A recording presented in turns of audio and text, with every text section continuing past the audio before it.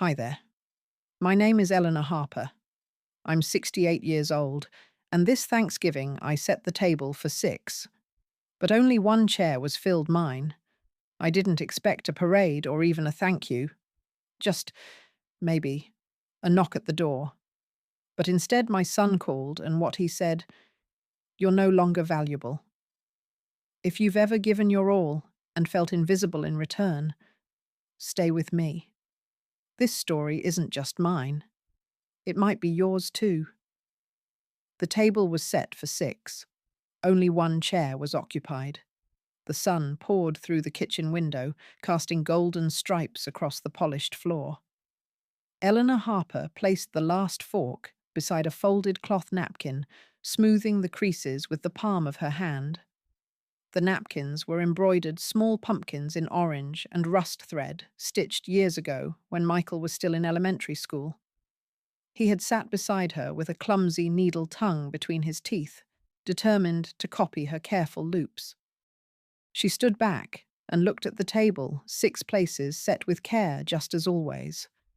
There was the turkey still steaming, the gravy boat, the cranberry sauce with orange zest, the cornbread in its ceramic dish, and of course her pumpkin pie, golden and trembling gently in the center.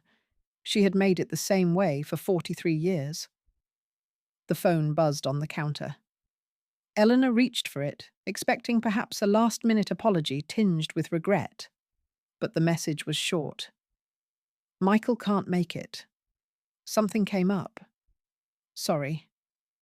She stared at the words, blinking. Her thumb hovered over the screen. She almost typed "I understand," but didn't. The message remained unread on the screen as she set the phone down gently, screen facing down. Through the quiet, she heard the faint sound of laughter next door perhaps, or down the street. Someone's family had arrived. She sat at the head of the table. Her plate remained untouched for a long time. The food, once fragrant, cooled slowly. She picked up her fork, broke a piece of stuffing, and brought it to her lips, but her throat tightened. She chewed anyway, forcing herself to taste what had once been joy, and now was only routine. A voice came faintly from the hallway. Eleanor frowned. She walked to the living room where she had left the phone on speaker earlier while dusting. Jessica's voice filtered through. "You know she'll do this every year. Just ignore it." Another pause. Then lower, but not low enough. "She doesn't get that she's no longer useful." Eleanor stood still, the edge of the couch pressing against her thigh. Her breath caught, but she didn't gasp. No tears welled. Not yet. She picked up the phone, ended the call with a tap, and returned to the kitchen. She opened a drawer and pulled out an old tin box. Inside, photographs stacked neatly in reverse order of time. She flipped through them until she found the one Michael, no older than 8, grinning, holding up a crooked napkin with a pumpkin stitched sideways. She had kept that one too. It was folded, still stained slightly with hot chocolate. Eleanor looked around the room at the plates, now slowly drying the candles that burned with no audience, the empty chairs still politely pulled out. Her eyes stopped on the napkins. She reached for each one, folding them with slow, practiced care. The silence in the room grew denser, thicker, like snow falling unseen. The scent of the pie still lingered. She didn't cry. She picked up each plate, rinsing it under warm water, running her thumb along the rim as though cleaning not porcelain, but memory. The pie remained untouched. She wrapped it in foil, placed it carefully in the fridge, and wiped the counter. The chair at the head of the table scraped as she pushed it in. The table gleamed, ready for a feast that had already ended. Eleanor stood up, folded each napkin, and for the first time did not cry, only quietly washed every plate, as if rinsing away an illusion. The tablecloth had a tear just like her memory of last year's smile. It was nearly midnight, but Eleanor Harper could not sleep. The house, once humming with possibility, now whispered only in creaks and sighs. She walked back into the kitchen, the faint scent of cloves and cinnamon still lingering in the air like a ghost too polite to leave. The dining table remained cleared, save for the ivory cloth draped across it, a cloth she hadn't used in years. As her fingers smoothed its edge, she saw it a small tear, no larger than a thumbnail right near the hem. She bent closer. Just beside the tear were faded initials embroidered in careful navy thread. E.M.H. Eleanor May Harper, 1982. A time when her hands were steadier, when Harold was still alive, and when Michael's laughter hadn't yet shifted into polite silence. Eleanor traced the initials slowly, then sat in the quiet. Her thoughts, brittle from too much solitude, gave way, and suddenly she was back in 1987. The room was warmer in her memory. Firelight danced on Harold's glasses as he basted the turkey, humming something Sinatra. The house was full not of noise, but of warmth. Michael, aged 10, was arguing with Harold over how many marshmallows were too many for sweet potatoes. And in the corner, on the smallest chair, sat Sarah Ortiz. She was just a slip of a girl then, with wide brown eyes and second-hand clothes too big for her frame. Eleanor had met her through the school lunch program she volunteered for. Sarah had no family in town. That year, Eleanor had invited her in. Sarah hadn't spoken much. She had eaten everything on her plate with silent gratitude, her hands trembling slightly as she reached for seconds. Eleanor remembered the way Harold had smiled at her when she offered the girl more pie. I hope he remembers this warmth, Harold had whispered later, glancing at Michael, who had shared his favourite toy with Sarah without being asked. Eleanor closed her eyes now, the tablecloth soft beneath her fingertips. The firelight from that memory flickered and vanished, replaced by the pale hum of her refrigerator. She rose, slowly, walked to the hallway closet, and pulled down a tin box once more. Beneath the photographs was a stack of old letters, most yellowed, some unopened. She shuffled through them until she found one in neat, slanted cursive, Ms. Harper, 1998. The return address was from Vermont State College. She unfolded the letter with care. Dear Ms. Harper, if I ever make it, it's because of you. You gave me more than a meal, you gave me the first feeling of home. I still remember the taste of your pie and how you looked at me like I belonged. With love and gratitude, Sarah Ortiz. The tears didn't come, not from sadness, but from something softer, something close to being remembered. She looked up at the computer in the corner covered with a linen scarf. Her hands hesitated, then moved. She pulled the chair out, lifted the cover and powered it on. The light flickered blue across her face. Her fingers hovered over the keyboard, stiff at first. Sarah Ortiz, Vermont, she typed, her hands trembling slightly.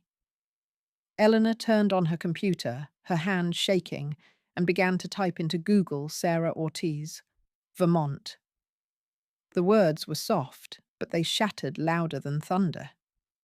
The snow had begun to fall just before noon, soft flakes drifting lazily onto the porch railing. Eleanor stood at the kitchen sink, wiping her hands on a dish towel as she glanced out the window. The garden bench was disappearing under a thin white blanket. The quiet was heavy, a kind of stillness that pressed in. She reached for her phone, hesitating only briefly before dialing. The call rang longer than usual. Hello? Michael's voice came through distant and flat. Hi, sweetheart, she said gently. I just wanted to check on you. I know Thanksgiving was, well, different this year. There's still plenty of pie left. I could drop some off. A pause. Then Michael spoke slower this time. Mum, you don't have to keep doing this. Doing what? He sighed, pretending like things are how they used to be, like you still need to make meals for us or set a table for six. It's not helpful. Eleanor gripped the edge of the counter, the cold from the marble pressing into her palm. I just thought maybe you were busy. I didn't want you to feel, you always do this. He interrupted, voice rising barely above a whisper. You act like you're still the center of everything, but things have changed. You just don't get it. Eleanor opened her mouth to respond, but another voice cut through the line sharper. We should consider assisted living. Mike Jessica said, clearly not caring if Eleanor heard.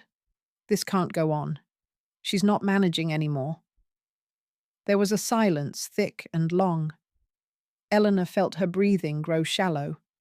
The snow outside swirled against the glass like tiny ghosts. Michael didn't argue. Instead, he said quietly, almost gently, as though trying to avoid breaking something fragile, but already too late, Mom. You're no longer valuable. It didn't come like a slap. It came like dust settling on a mirror, slow, inevitable, obscuring everything. Eleanor said nothing. Not a gasp, not a sob. She simply lowered the phone from her ear and pressed the red button to end the call. The kitchen returned to silence. The fridge hummed. Somewhere in the living room, the clock ticked. Eleanor placed the phone on the folded tablecloth. Her hand lingered over the embroidered corner, the faint navy thread spelling out her initials. She smoothed it gently, then turned away. On the staircase, her steps were slow but firm. At the top landing, she paused and glanced toward the closed door of the guest room. Through the gap beneath, she saw a shadow shift. Ethan, her grandson, home from college for the weekend, listening perhaps. She said nothing. She walked past the door into her own bedroom. The closet groaned as she opened it.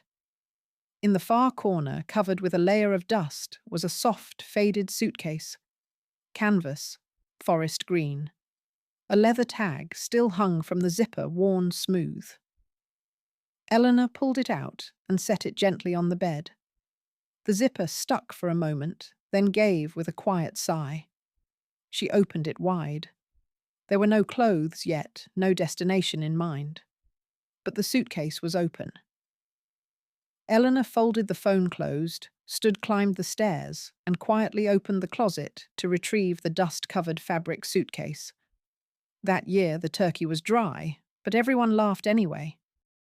The cloth felt softer in her hands than she remembered, worn with age, yes, but still carrying the warmth of years past. Eleanor ran her fingers along the embroidered edge, tracing the familiar initials EMH. She had found it again while folding laundry. One tug on the back of the drawer, and there it was, like a breath from a memory that never left. The scent of cinnamon and rosemary filled her senses, and before she could name it, she was there again. 1987. The kitchen bustled with clinking plates and Harold's off-key whistle as he carved into a slightly overcooked turkey. The radio sitting on the windowsill next to the flour jar hummed softly with old jazz tunes, fuzzy but warm. Eleanor, 35, with her apron smudged in flour and cranberry sauce, held the carving fork awkwardly. It's dry, she muttered. Harold winked. Then we'll call it rustic. He leaned in with a chuckle. At least the potatoes are edible. Michael barely ate, darted past them, nearly tripping over the dog. Mom, where's the cloth with the blue letters? He asked, eyes bright. The one for the special table? Eleanor gestured to the drawer. Check next to the cookbooks, sweetheart. In the corner of the dining room, on the smallest chair, sat Sarah Ortiz. The girl wore a too large wool sweater and had tucked her hands into the sleeves, like she was trying not to take up space. Her eyes stayed mostly on her plate. A second helping sat untouched, but she glanced at it every so often, as if asking permission with her silence. Eleanor noticed. She walked over, knelt beside Sarah, and gently slid a warm roll onto the girl's plate. "There's more in the oven," she said with a smile. Sarah blinked, then gave the smallest nod. Laughter bubbled from the table. Michael had just tried to balance a spoon on his nose, sending a nearby glass tumbling. No one scolded. It was messy, loud, imperfect, and full. Harold leaned close to Eleanor as she sat beside him. Someday, he whispered, "Someone will remember you for this." She looked around the table at the crumbs, the cracked plates, the paper turkey centerpiece that Michael had made in school. Her heart swelled not with pride, but with something gentler, a quiet certainty that what she built, this home, these moments, mattered, even if the turkey was dry. The vision faded slowly like steam from an opened oven door. The kitchen was quiet again. Present-day Eleanor sat at the table, the embroidered cloth now folded across her lap. She inhaled deeply, not to fight back tears, but to hold something inside. A warmth, a memory that hadn't dulled. And then she smiled. Not a wide grin, not triumphant, just a soft, tired smile that said, "I remember who I was." She stood, stepped lightly toward the hallway drawer and pulled it open. Beneath the faded calendars and unused batteries, she found what she was looking for. An envelope. Worn at the corners, her name written in careful script. Eleanor smiled softly for the first time in days and opened the drawer to retrieve Sarah's old letter. She didn't know what she was searching for until the name made her hand stop shaking. The envelope was yellowed at the edges, the ink slightly blurred from time. Eleanor had read it 3 times since morning, but still her eyes returned to the last sentence. "If you ever need someone, you've already helped me become that someone." Her fingers hovered over the words, then slipped a notepad from the drawer. Carefully, with the same hand that once taught cursive to second graders, she wrote beneath Sarah's closing line, "Would it be too late to take you up on that?" She folded the letter back, smoothed it down, and placed it inside her coat pocket. Outside, the Vermont air had sharpened overnight. Trees stood bare, and frost clung to the edges of street signs. Eleanor walked slowly, not from frailty, but from focus. She passed the same bakery she once took Michael to on chilly mornings, now manned by a young woman she didn't recognize. The library sat quiet and square at the end of the block. She hadn't been in since before Harold passed. The automatic doors whooshed open with a mechanical sigh, as if welcoming her back reluctantly. Inside, the hum of fluorescent lights buzzed faintly above rows of worn shelves. The smell of old paper and polished floor wax greeted her like an old song. "Excuse me?" she said gently to the woman at the front desk. "I need to find someone. I have just a name." The librarian, a woman no older than Sarah must be now, nodded with a knowing softness. "We have public computers. I can help you get started." Eleanor settled in front of a bulky monitor. The chair creaked beneath her. Her hands hovered above the keyboard fingers, unsure. "Name," the librarian asked. "Sarah Ortiz." Eleanor whispered. She would be in her 40s now. Possibly Vermont. Maybe social work. A few keystrokes later, the screen filled with results. Eleanor blinked. Their third link from the top, Home After Home. A community initiative by Sarah Ortiz. She clicked. A photograph loaded slowly, Sarah, older, smiling, standing beside a sign that read, "Welcome Home," in faded teal paint. Behind her, a group of women and children stood in front of a renovated house. The caption read, "Founded by Sarah Ortiz, who once knew what it meant to have nowhere to go." Eleanor's breath caught. She touched the screen with the tip of her finger gently as if not to disturb it. A Contact Us button pulsed at the corner. Her hand trembled as it hovered over the mouse. She clicked. A blank message form appeared, cursor blinking. For a moment she stared. Then she began to type. You once said I saved you. Would it be too late to believe you could do the same? She reread it. Once. Twice. She moved to delete the second sentence but stopped. Instead, she pressed send. For a second, nothing happened. Then sent. Her hand moved to her mouth. The sob came quietly, not from grief, but from the release of something long held in. She hadn't cried like this since the day she packed Harold's coat away. Not because she was weak now, but because something inside had finally unlocked. A noise behind her light footsteps. She turned. Ethan stood near the lobby backpack, slung low, his eyes catching hers. He didn't say anything. Just nodded a small recognition before disappearing toward the shelves. Eleanor took one last look at Sarah's photo, then stood and walked out into the fading afternoon. Back home, she placed her coat neatly on the hook and her bag on the counter. The sun was beginning to dip, casting a long shadow across the kitchen floor. She was about to fill the kettle when the phone rang. The screen blinked. Unknown number. Ms. Harper. I don't know if you remember me, but I remember everything.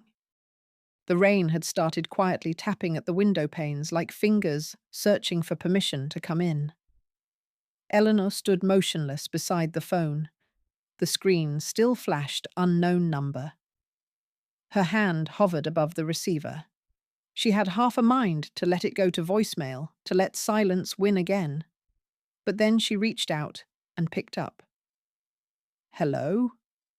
There was a pause, filled only by the soft hiss of the line. Then a voice clear, low and steady, with a warmth Eleanor hadn't heard in decades. Ms. Harper, I don't know if you remember me, but I remember everything. Eleanor gripped the edge of the table. Her knees softened slightly and she pulled the phone closer to her ear. Sarah, she whispered. A breath of laughter on the other end. Yes. Sarah Ortiz. You once let me eat lunch in your classroom when no one else would sit with me.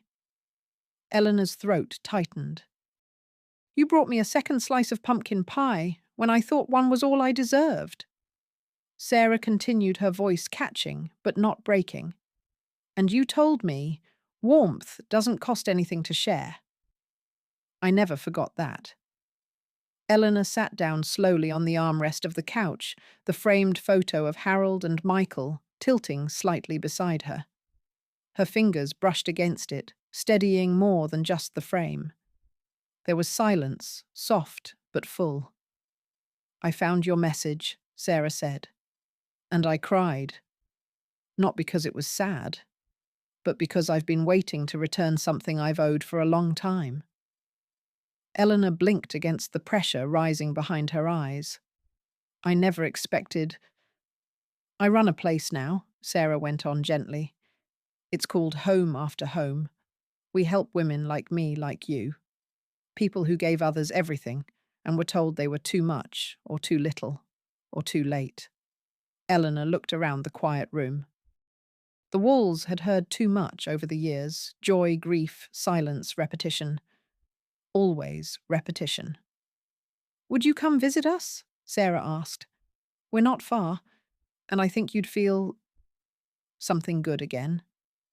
There was no rush in the question, just space, safe space. Eleanor's eyes settled on the embroidered tablecloth folded neatly on the arm of the couch. The tear near the edge had been mended with tiny, precise stitches. Her own work. Quiet, steady, unrecognized. Maybe it was time. She closed her eyes for a second, then opened them, nodding as if Sarah could see her. Maybe it's time I set the table somewhere new. On the other end, Sarah let out a quiet exhale like someone had just opened a door. They exchanged a few more soft words. Nothing urgent, just gentle alignment after so many years. Then the call ended. Eleanor sat back, smiling not widely, but truly.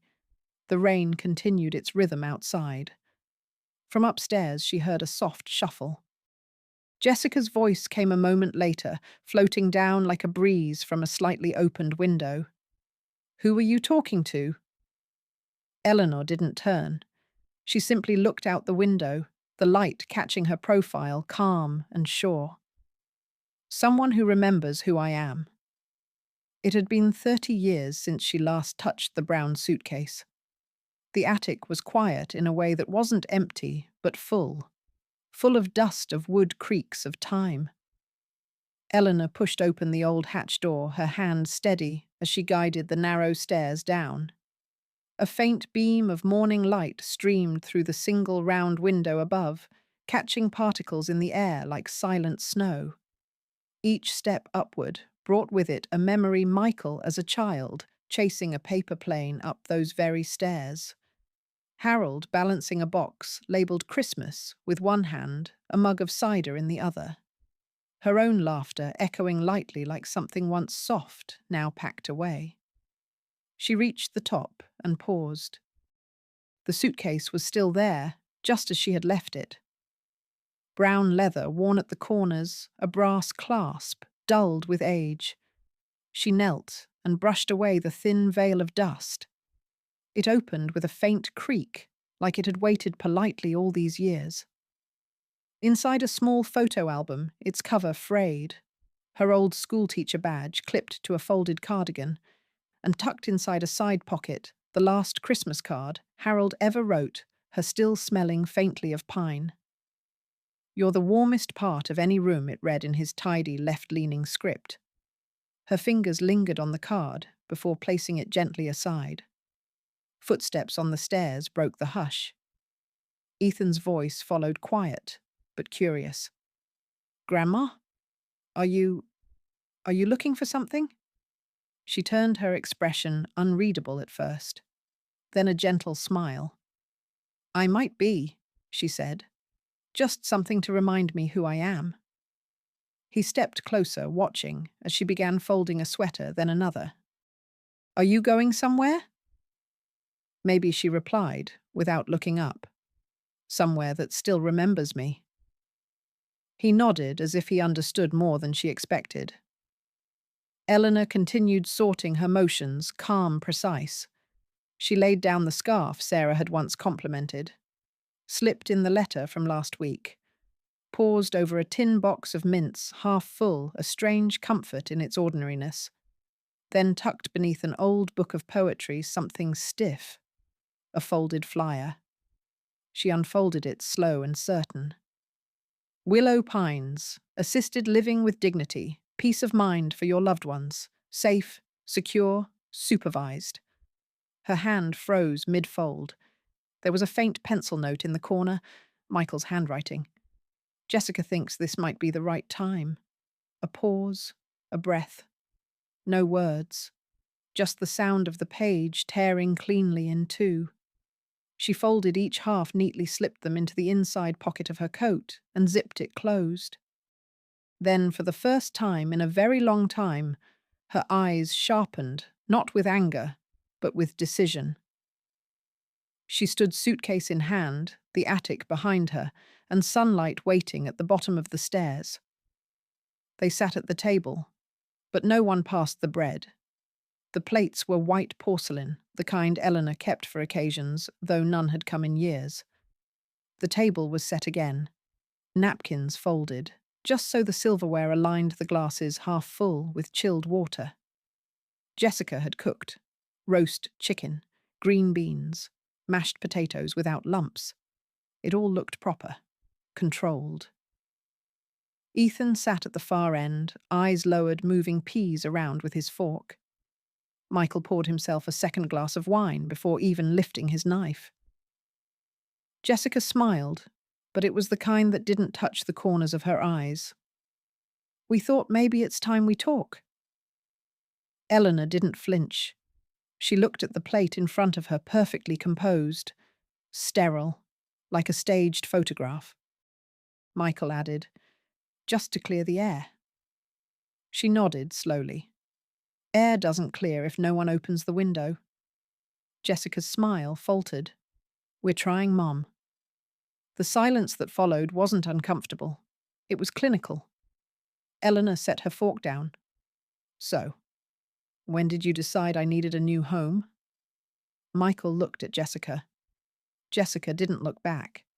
She stared at the roast chicken like it might offer her a script. We never said that Michael said his voice too smooth, too rehearsed. You didn't have to, Eleanor replied, voice low. I found the brochure, folded, ready. Jessica's knife scratched against her plate. It's not personal, she said quickly. We just can't carry your needs forever. Ethan stopped moving his peas. No one spoke. The room held its breath. Eleanor reached beside her fingers, brushing the edge of the embroidered napkin. The one with her initials, EMH. She unfolded it slowly, gently. Wrapped it around her fork and knife like a gift she was giving back. Stood. Her voice was calm, without any bitterness. Then let me carry myself for once. She placed the bundle on her empty plate and walked away from the table that had never truly been set for her. There was no goodbye, just a note on the window ledge folded like the napkins she used to press. The morning sunlight fell in gentle shafts through the linen curtains, striping the kitchen floor with pale gold. The house was still save for the low hum of the heater cycling through. In the quiet, every sound Eleanor made seemed amplified, the soft clink of porcelain, the hush of cloth as she wiped down the table. The creak of the old wooden chair as she sat for the last time. The note was already written. 4 lines, no frills, folded neatly carefully with the same practiced hands that once pressed linen napkins into perfect squares. She tucked the page into the cloth, her initials embroidered in faded blue EMH. The envelope wasn't sealed. It didn't need to be. Her eyes drifted to the staircase. Ethan was still asleep. His bedroom door closed but not locked. A sliver of boyish clutter visible through the gap at the bottom. Eleanor didn't go up. Some goodbyes didn't need words. They lived in the memory of gestures of pancakes made unasked, of lullabies hummed from the hallway. She rinsed the last teacup and set it on the drying rack, wiped the counter twice, straightened the kettle though no one would see. The suitcase waited by the door, same brown leather, same old creak when the handle extended. The weight inside wasn't heavy, but it felt full of something that had no name, only feeling. She slipped on her coat, stepped outside into crisp air that bit gently at her cheeks. On the way out, she opened the mailbox and placed the house keys inside, a tiny clink like the closing bell of a chapter. She looked at the house for one long breath, no nostalgia, no ache. Only a strange calm, like exhaling after holding something too long. She walked away, leaving behind only what needed to be left. Inside on the window ledge, the note sat folded in cloth. I'm not disappearing. I'm reclaiming space. Love, Mum. Not because you earned it, because I still have it. And then, as the house slipped deeper into silence, the answering machine clicked. Hi, Ms. Harper. This is Sarah. We're ready when you are. It didn't look like home, but it smelled like lavender and fresh bread. The taxi rolled to a slow stop, crunching on gravel dusted with frost. Eleanor stepped out, her brown suitcase in one hand, the other still curled gently around the embroidered cloth she had folded and unfolded so many times. She looked up. The building wasn't grand. A modest wooden house, 2 stories wide, porch paint, faded a shade from time, not neglect. Smoke drifted from the chimney in lazy spirals, and piano notes floated faintly through the windows, a soft old melody that didn't demand attention, but welcomed it. Sarah opened the door before Eleanor reached it. She didn't rush down the steps or pull her into an embrace, just smiled, steady and warm. We kept the bread warm, she said. Lavenders from Margie's garden. Eleanor stepped inside. The air was thick with comfort, the mingling scents of rosemary old books and something sweet just out of the oven. Wooden floors creaked not from wear, but from history. Sarah showed her around slowly the shared kitchen, the sunroom a small corner library where light poured over aging pages. No one knocks here, Sarah explained gently. Only closed doors are for naps and tears. The room Eleanor was given was at the end of the hall, small square with a window facing a pine tree. On the dresser sat a single candle and a framed note that read, "You're not alone here." She didn't unpack right away. She sat on the bedcloth still in hand and listened. There were voices downstairs, soft laughter, the clink of teacups. But none of it intruded. That night, she slept through the dark. No dreams of empty chairs. No echoes of cold words. Only the scent of lavender drifting through the crack in the window. The next afternoon, Sarah invited her to tea. The parlour was sunlit warm. 4 others gathered around a low table. Scones, marmalade, mismatched china, nothing perfect, everything intentional. Margie, sharp-eyed behind bifocals, poured without asking. So she said, lifting one eyebrow, "What did they do to finally make you leave?" Eleanor hesitated for a breath. Then, calm as settling cream in tea, she said, "Nothing more than what they've done every day, not see me." No one gasped. No one looked away. Instead, Margie simply passed her a buttered scone. Later, as the tea cooled and sunlight stretched long across the floor, Nora, the woman who tended the community library corner, approached her. "You look like someone with stories," she said, and pulled open a drawer. Inside a stack of blank notebooks. She placed one in Eleanor's lap. "Why not write one down? You look like someone with stories."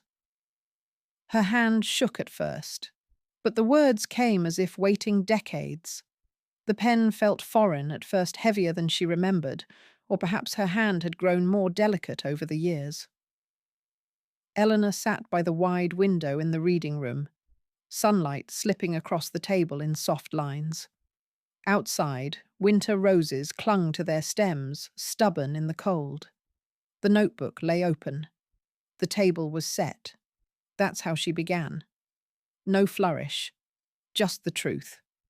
The table had been set. The food had been warm. The air full of hope.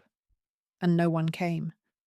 She wrote slowly, the ink occasionally pooling where her fingers hesitated, then steadied again. Each word carried the weight of memory, Michael's freckled face as a child, Sarah's quiet smile at 10 years old, Harold humming jazz while carving the turkey before everything had shifted into silence. Nora passed behind her, once arms full of new donations for the bookshelf. Sarah appeared quietly with tea, pausing when she saw the page half filled. "I knew you'd start," Sarah said gently. "You write like you speak clear with space to breathe." That afternoon, Sarah invited her to the afternoon circle, a gentle gathering in the sunroom. Eleanor hesitated, her hand resting on the page she had written. "I'm not a performer," she whispered. "You're not," Sarah replied. "You're a rememberer. That's rarer." Eleanor sat among them, Margie in her familiar cardigan, Nora knitting something half-finished. One woman sat silently in the corner, eyes bright, lips unmoving. Sarah leaned in. "That's Mrs. Delaney. She lost her speech last year, but she listens." Eleanor opened the notebook, her voice quivering for just a moment. "I want to tell you about a pumpkin pie," she said. Laughter stirred gently in the room. She continued. "It wasn't just about pie. It was about the way Harold had burned the crust, the way Michael had cried when they ran out of whipped cream, and how Sarah had offered her portion to him unasked." She described the glow of the kitchen light on Harold's tired face, and how for a moment everything had felt full. As her voice settled into the rhythm of the past, the others leaned closer. The fire in the corner crackled softly. Outside, dusk began to press against the window panes. When she finished, there was no applause, only silence, the kind that honoured what had just been shared. Then slowly Mrs. Delaney reached out. Her hand landed on Eleanor's papery and warm and gave the gentlest squeeze. Eleanor looked into her eyes. They shimmered not from sadness, but from recognition. Later, as they gathered teacups and folded blankets, Sarah touched Eleanor's shoulder. "We're thinking of starting an archive," she said. "Stories, memories, voices from women like you. Would you help lead it? We're thinking of starting an archive. Would you help lead it?" The turkey was perfect, but something was missing, and they all knew. The roast glistened under the dining room light, its golden skin crackling faintly in the quiet. Candles flickered at both ends of the table. The plates were bone-white porcelain, the same set Eleanor had insisted on using only for holidays. Jessica had arranged everything meticulously, perhaps even more carefully than usual. Michael carved in silence. Ethan sat at his usual place, shoulders drawn, in slightly eyes fixed on the bowl of mashed potatoes. Across from him, the chair Eleanor always claimed sat empty. Not pushed aside, not filled with coats or centerpieces, just empty. "Do we know where she is?" Jessica asked, unfolding her napkin slowly.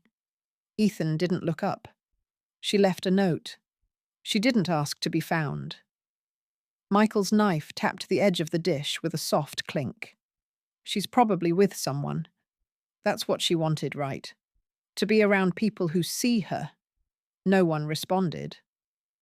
A knock came at the door. Peter, their elderly neighbour, held a tin of spiced cookies. "Just thought I'd bring some over," he said. "She always liked them warm." Michael hesitated before accepting the tin. Peter's gaze wandered toward the table. "She always kept this house like a song," he said softly. "Every year she played the same record on Christmas Eve. Frank Sinatra. You remember?" Michael nodded almost imperceptibly. Peter tipped his hat and left. They returned to the table. Jessica passed the cranberry sauce. Ethan reached for rolls, but let his hand fall short. They ate, mechanically. Turkey sweet potatoes, green beans. But no one finished their plate.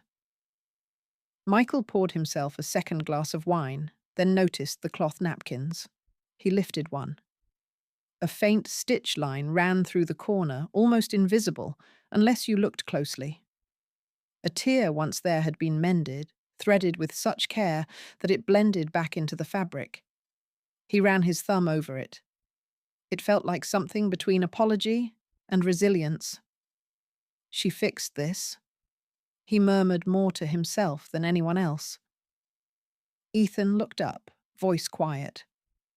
"Grandma said you can measure a life not by what you earn, but what you preserve." Michael looked across the table toward the empty chair.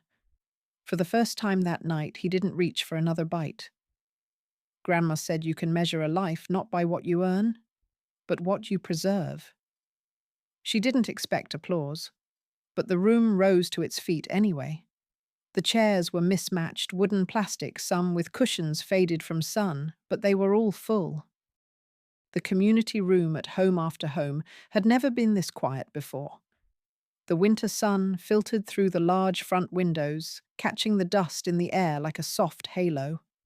Eleanor sat in the second row, her hands folded neatly over her lap, the embroidered handkerchief resting beneath her fingers. She didn't fidget. She didn't smile. But there was something in the way she held herself, an almost imperceptible stillness that filled the space around her. Sarah stood at the front, her voice calm but strong. "We started the archive to preserve the quiet histories, the stories that don't make headlines, but shape lives, she said. Today, we honor one of those voices. She held up a single page printed in soft grey ink. It's called The Table That Spoke, written by Eleanor Harper. The room exhaled as Sarah began reading. The words moved slowly like water trickling over stone. The table was set for 6. Only one chair was occupied. As the piece unfolded about the empty Thanksgiving, the scent of pumpkin pie, the silence that rang louder than any argument, a hush fell. Even Margie, usually impatient with ceremony, sat upright, lips pressed together. At the far end of the room, the woman who could no longer speak raised her hand gently and placed it over her heart. When Sarah finished, no one moved for a beat. Then, as if stirred by something ancient and collective, they rose one by one. Not with cheers, not with loud praise, just quiet, full applause. Sarah stepped aside and motioned to Eleanor. She hesitated, then stood. "I thought my silence was dignity," she said, her voice calm but unwavering. "But now I know speaking softly is still speaking." She smiled, not out of pride, but relief. Behind her, Nora and a young staffer pinned the story to the wall right beside a black and white photo of Eleanor in her 20s, standing beside a classroom chalkboard, eyes bright. Beneath it, a plaque read, "The Table That Spoke. Eleanor Harper. December 2022. As the crowd began mingling again, sharing tea stories, hands briefly clasped, Eleanor returned to her seat. She did not seek praise. She had lived long enough to know its fleetingness. But when the woman who could no longer speak touched her shoulder and smiled, eyes damp with something like recognition, Eleanor closed her eyes for a moment, just long enough to feel it settle. Miles away in a living room, lit by a muted television, Michael sat half watching the local news, his glass of wine tilted in his hand. "Honoring elders in the community who have helped others find their voices," the anchor was saying. He looked up just in time to see his mother, smaller than he remembered, standing before a room full of strangers who weren't strangers at all. Miles away in a living room lit by a muted television, Michael sat half watching the local news. He looked up just in time to see his mother, smaller than he remembered, standing before a room full of strangers who weren't strangers at all. He stood outside the wooden gate, unsure whether he was still welcome. The snow muffled everything, the tires crunching against gravel, the soft scuff of Michael's shoes, even his breath, shallow and uncertain. He paused in front of the gate. The wood was aged, but cared for its hinges, silent, the latch simple. No grand welcome, no explicit barrier. Just a line. He looked down at the bouquet of winter lilies in his hand. White. Fragile. Useless in the cold, but it felt wrong to come empty-handed. Through the frosted windows of home after home, he could see flickers of light silhouettes moving gently behind curtains. Warmth radiated from inside, not just heat, but something more elusive. Something he hadn't felt in weeks. He raised his hand to knock, but hesitated. Then the door creaked open from within. It was Sarah. She didn't look surprised. "I thought maybe—" he began, his voice catching on the cold air. "Maybe I could see her." Sarah stepped outside, pulling her cardigan tighter. "She's not ready," she said gently. Not unkind. But she knew you might come. Michael looked down at the flowers. "I brought these." I didn't know what else to do. Sarah took them, studied them for a moment. "She likes lavender more," she said with a half smile. "But these are beautiful." He gave a nervous laugh, then rubbed his gloved hands together. "We thought we were helping," he said. "Jessica and I. We really thought—" Sarah didn't move, didn't blink. "Sometimes helping looks like listening," she said. "You never tried." There was no accusation in her tone, just a mirror held steady and quiet. Michael nodded slowly. I didn't know how to hear her. Most people don't, Sarah replied, until they're forced to. She handed him a small flash drive, neatly labelled in Sarah's handwriting, Afternoon Circle Reading, Eleanor Harper. Your son left this with me. He said you'd know when to listen. Michael walked back to his car in silence. The snow continued falling soft, persistent, without malice. Inside the vehicle, he inserted the flash drive into the console. The speakers crackled softly, then came her voice, clear, slow, steady. The table was set for 6. Only one chair was occupied. But that chair, it held more than silence. It held the memory of all that had been given and all that had been taken. His breath hitched. She went on telling the story of the empty chair, the untouched bread, the way hands folded linen, not just to serve, but to remember. And Michael cried, not in shame, not in anger, but in recognition. From the second-floor window behind frosted glass, Eleanor watched. She didn't step away, didn't hide. She saw the car, saw the man inside. No anger, no forgiveness. Only one thought, I see you now. We're not rebuilding lives, Eleanor said. We're remembering they were never broken. The room smelled faintly of cedarwood and lemon oil, clean, purposeful. The old storage space tucked behind the east wing had been repurposed over the holiday lull. What once held unused chairs and rusting coat racks now bore shelves of journals, an aging tape deck, and a round table with 3 mismatched chairs. A sign, handwritten and laminated, leaned against the windowsill. Quiet Strength Archive. Recording in progress. Outside, winter still clung to the Vermont hills, but inside the little room had become a cocoon of warmth. Eleanor adjusted the microphone on the table. Her fingers, though lined and dry, moved with precision. Across from her, Margie, in a maroon cardigan and her ever-present pin of a swan, folded her hands. I'm not sure where to begin, Margie said, eyes darting toward the recorder. Eleanor smiled, soft and steady. Start with something you've never said aloud. Margie breathed in. The silence stretched just enough to become meaningful. When I was 22, she began, I delivered a child in a basement. Snowstorm blocked the roads. No doctor could come. Just me, a neighbor's wife, and an oil lamp. Eleanor leaned slightly forward, listening, not reacting, not guiding, just holding the space open. No one ever said thank you, Margie whispered. Not that night. Not ever. From her seat near the window, Nora typed gently into the old laptop. The clack of keys was the only sound that filled the moment Margie paused. Later, when Margie had gone, and the door quietly clicked shut behind her, Eleanor remained seated. She looked around the room, not at what was there, but at what was unfolding. In the last 2 weeks, they'd heard from a former school principal who had kept his wife's letters hidden in a hollowed-out Bible, a seamstress who'd taught 3 generations to sew but had never worn a dress of her own making, and a man named Roy, who once served in Korea and admitted through tears muted by pride that he had been afraid every single day.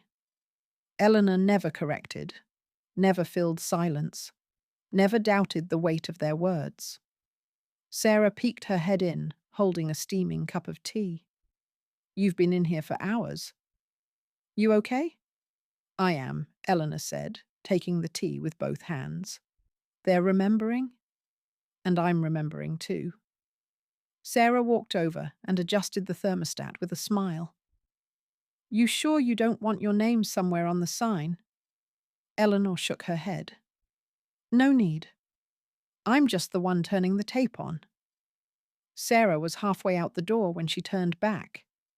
But you're also the reason they're speaking. Eleanor said nothing, but her eyes glinted with something both old and newborn. Later that evening, as the sky outside turned lavender and the windows fogged with the breath of winter, Eleanor opened the bottom drawer of the archive cabinet. From a brown envelope, she took out a folded letter, yellowed but intact. It was from Harold, his last letter, before the hospital took more than his voice. "You don't have to be loud to be brave," it read in a neat, looping script.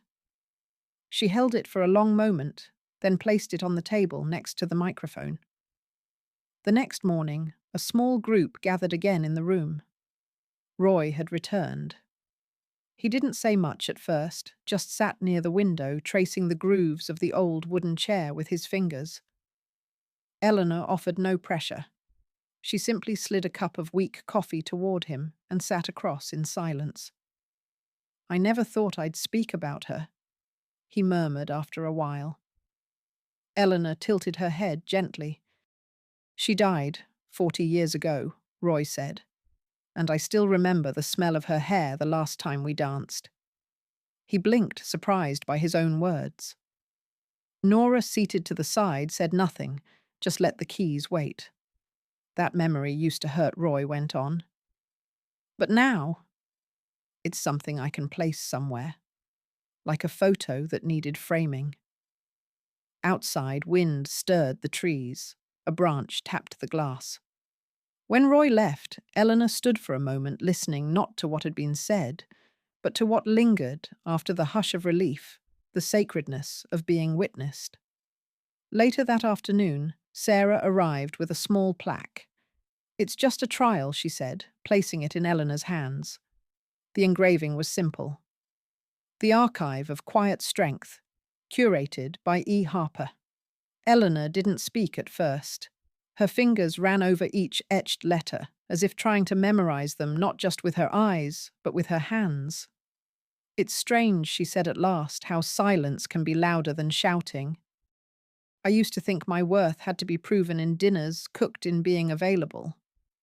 But this—" She looked around the room, the shelves, the softly humming recorder, the empty chair ready for the next visitor. "This is what staying looks like." She didn't need the plaque, but she let Sarah hang it above the bookcase anyway. That evening, Eleanor returned to her room with Harold's letter in one hand and a new journal in the other. She wrote slowly without pressure, just letting memories guide the pen. Sarah's hungry eyes over a plate of bread. Ethan's quiet gaze as she zipped the suitcase shut, the click of the door that didn't slam, just closed. Near bedtime, Sarah knocked softly. "Just one question," she said, sitting on the edge of the bed. "Do you want to send your story to Michael?" Eleanor's eyes didn't leave the window, where a single lamp flickered across the snow-covered courtyard. She smiled, not with triumph, not with bitterness, but with a peace that had taken a lifetime to name. "I already did," she said, "just not with words." The table was smaller this year, but every seat was filled. The smell of pumpkin spice drifted through the warm room, mingling with notes of cinnamon and something more subtle, lavender, perhaps. The long communal table had been shortened to a cozy oval, dressed in a freshly pressed cloth, embroidered with faded initials EMH, stitched in a younger hand. Dried flowers rested in glass jars. Napkins, folded into simple fans, lined each plate. Outside, snow dusted the bare branches of the maple trees. Inside, light glowed amber across the soft faces, gathered some with hands clasped in their laps, others reaching gently for bread rolls or teacups. Eleanor stood at the head of the table not to preside, but to belong. "This turkey," she said, tapping the side of the golden bird with a spoon, "was almost as dry as the one I made in 1987. Laughter rippled across the table, gentle knowing. "I burned the edges that year," she added. "But Harold said the pie made up for it." Sarah smiled. Margie leaned back in her chair and shook her head. "It always comes back to pie." Nora passed the gravy. Someone turned on a soft version of Autumn Leaves. In the corner, a newcomer to the centre, A woman with tight grey curls and hands that trembled slightly when lifting a fork looked up and smiled, perhaps for the first time since arriving. Later, after second helpings and stories told in half whispers, Ethan arrived. He was taller now, his voice steadier. At his side was a girl with a kind face and paint on her sleeves. "I brought something," he said, handing Eleanor a small cloth-wrapped bundle. She opened it slowly.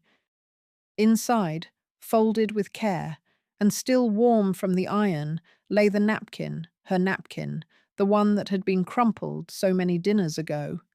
She didn't ask who had cleaned it. She simply reached out and held Ethan's hand, resting it atop the cloth. The room grew quieter as the light outside faded into a soft winter blue. One of the older residents reached for her cane as if preparing to leave, but Eleanor rose before her. She placed a hand gently on the woman's shoulder. "You're not late," she whispered. "You're right on time." That night, long after the plates were cleared and the teacups rinsed, Eleanor sat by the window in her small room, the embroidered cloth folded neatly beside her. The centre had grown quieter but not empty. From her seat, she could hear the shuffling of slippers in the hallway, distant laughter in the library, and wind tapping lightly against the glass. She closed her eyes. That day, she heard many voices. But one stood out, the voice inside her saying, "You were always enough." Though the table was smaller, every chair held someone who saw her, truly saw her. The silence that once drowned Eleanor had become her shield, then her voice. Justice didn't arrive with confrontation, but with clarity. Those who dismissed her faded, and those who listened flourished. Sometimes reclaiming your worth doesn't require a fight, just the courage to walk away without slamming the door. If this story stirred something in you, share your thoughts in the comments. Tap, like if you believe dignity has no expiration date. And subscribe to Grandma Stories 96, where every quiet voice matters.